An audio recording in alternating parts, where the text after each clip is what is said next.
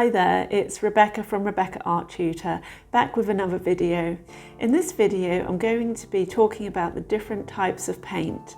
So by that I mean oils, acrylics, gouache and watercolour. These are the main types of paint that you'll find in the art shop. And what are the differences between them? What ones are best for beginners? Which ones might be more expensive or need more specialised brushes or support or paper? Well, if you're not sure, this is the video for you. So let's get into it. So now what I'd like to do is show you all the types of paint, and we're going to compare them so you can see the qualities and how they differ from each other. So the first type of paint I've got here is my watercolours, and they are here in this palette and what they call pans, which is where you get the blocks of colour. And you can also buy watercolour in mini tubes, and I personally find them really fiddly. The tops are really small and the paint always dries out, so I wouldn't recommend getting them in small tubes. I prefer to buy them in pans like this. And then we have gouache, which comes in tubes, and that's a gouache paint. Then we have acrylics, which come in tubes or tubs if you're buying larger quantities, or bottles. And then we have oils, which come in tubes or tubs. So now what I'm going to do is get them out onto the paper so we can see what they look like. Okay, so we are going to start with the watercolours. So here's my palette, and if you don't know what watercolour looks like, I'm sure many of you do. It's a watery paint, so I just activate the pans with water and just show you what it looks like. So the main quality of watercolour is, it's kind of obvious that they are watery paints, and the idea is that you do use them with a lot of water. So you don't use them in a thick way, you use them in a very watery, fluid way, and you create these things called washes. So the idea is that watercolour is layered with lots of thin layers of paint. The other quality that watercolour has is you can create these really wonderful, lovely effects by dropping in watercolour into watercolour. So for example, if I put this red watercolour in there, hopefully you can see that you kind of get these lovely bleed effects where one watercolour colour kind of blends itself into another one, and it's all very fluid. It can dry lighter than you have it when you put it on the paper, and it can all look a bit insipid and a bit just doesn't have, you know, much contrast with depth of colour or tone. So that can be the challenge with watercolour for beginners, and I don't find it myself a particularly easy medium for beginners, although a very popular one in my experience. So that's watercolour. The next one is gouache, which is a paint which is basically can be described as thick watercolour. So it's a bit like watercolour in that it's water-based, no horrible smells, very easy to use, can use it on normal paper, no specialised equipment. However, it's not to be used really like watercolour. It's supposed to be used, it's opaque paint, it's supposed to be used like that. So I'll just show you the sort of thickness of the paint. But it is quite diverse in that you can use it quite thickly, and you can get this really nice even coverage. I've got quite a lot of water on my brush, which is why maybe it looks a bit streaky, and I'm not really trying to sort of get it even. But you can get really nice even coverage with gouache, and it finishes nicely as well. It dries kind of matte, and it's got a kind of chalky feel to it. It's really nice to draw on top of with colouring pencils or pastels. If I did want to water it down, it's going to look very much like watercolour. So I'll just try it like watery so you can see. So you could use it in both ways, quite thinly, but it doesn't flow in the same way that watercolour flows. You'll probably get a bit of streakiness with it, whereas watercolour flows very well, if that makes sense. So that's gouache. The next paint is acrylics. And acrylics are again another sort of thick paint or opaque paint that you're supposed to use. Let's put it directly on there so you can see what it looks like. You use in an opaque way. Now already when I've opened the tube, it has a different feel to the gouache. It's hard to explain how different it is. It's sort of something you have to experience by using it. But if I had to put it into words, the gouache kind of feels chalky, like matte, and the acrylic kind of feels more shiny and synthetic, plastic even. I don't know if it's going to show, if they're going to be dry in time, but I'll show you how they dry, and that will also show up a few differences between the paints. So I'm going to just spread out this acrylic paint so you can see how it behaves.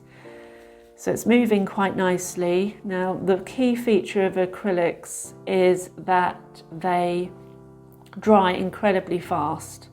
So I can't really sort of wait around. If I want even coverage, I have to move the paint. And if I try to blend it, even now after a few minutes, or it hasn't been that long, but I don't have long to. So that's acrylic. And then last but not least, we have oil. So here I have a water mixable oil. Now when you're in the art shop, do check what type of oil paint you have, because there's two types. There is water mixable oil, which as the name suggests, you can use water to water it down and mix it and wash your brushes with water. But if it's oil, then that means that the water won't work. It's not going to water down the oils. Water and oil obviously don't mix. So you're going to have to use something else, such as there's something called zest medium, which I use. There's you can use a solvent like turpentine or white spirit, which is a bit unpleasant, to be honest, a horrible smell.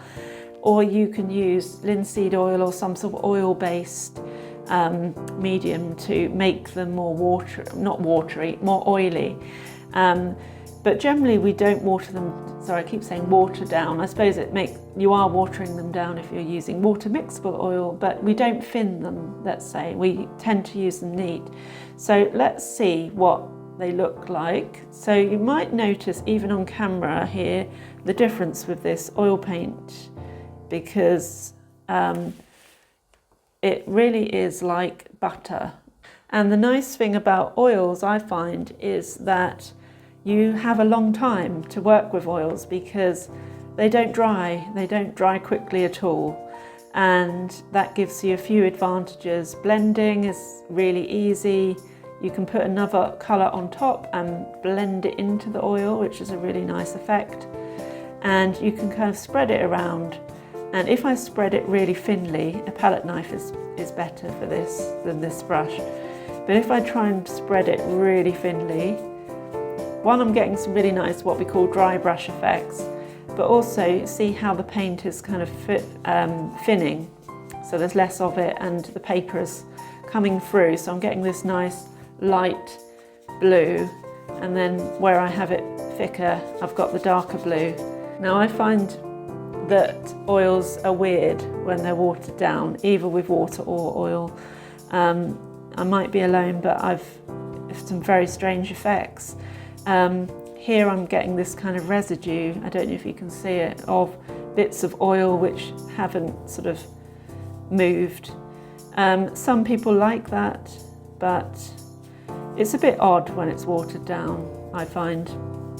Now this is quite cheap oil paint, and what that means is when I squeezed it, a load of oil came up, and that was because cheap paints, it's a sign of cheap paint, is that all the oil and the residue comes right to the top. So when you squeeze it, you get this kind of weird substance, oily substance come out. If you really like oils or any of these mediums, upgrade and get better materials. But if you're new, you may not know. So maybe what you could do is try the cheap version, and if you like it, definitely upgrade.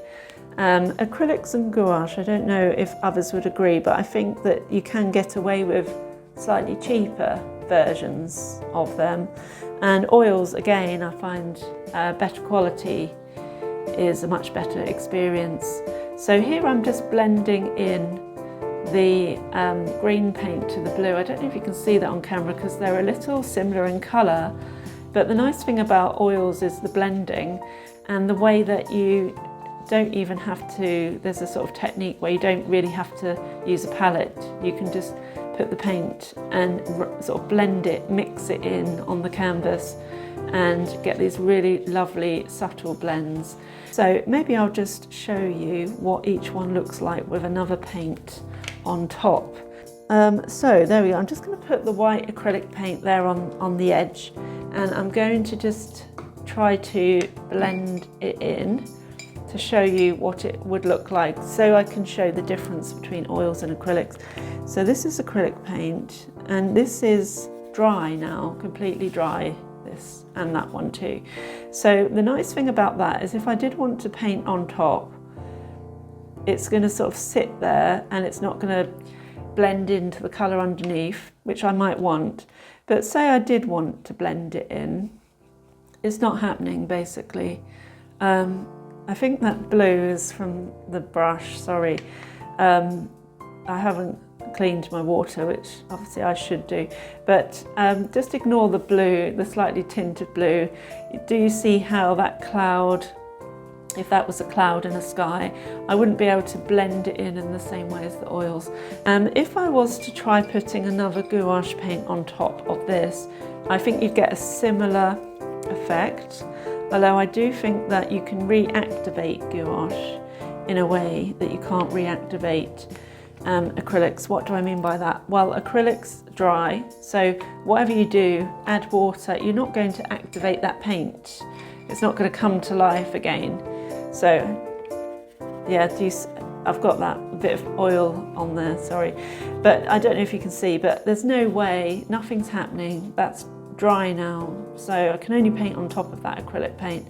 Brush can be reactivated, so if I tried to paint on top of this orange, that's working quite well actually, but that orange is going to be slightly reactivated, so I'm going to get a funny colour, which I think I've got, which is the orange and the blue together, because the orange is shifting. So if I want to blend things, then it's okay, but it's not going to stay put in the same way that acrylics will. Anyway, so I hope that sort of explains a little bit about the qualities of each type of paint. So we have our watercolours, watery, thin layers, and we have gouache, which is kind of thick watercolour. You can use in a very opaque way, but you could water it down if you wanted to, and it gets reactivated. And then we have acrylics, which dry quickly and we can layer very well. And then we have oils, which are very oily, very good for blending and create these lovely rich colours.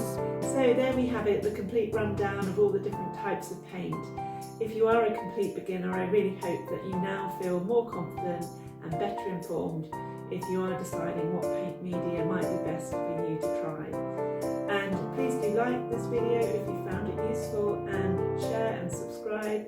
It really helps the channel to grow. And I shall see you in the next video.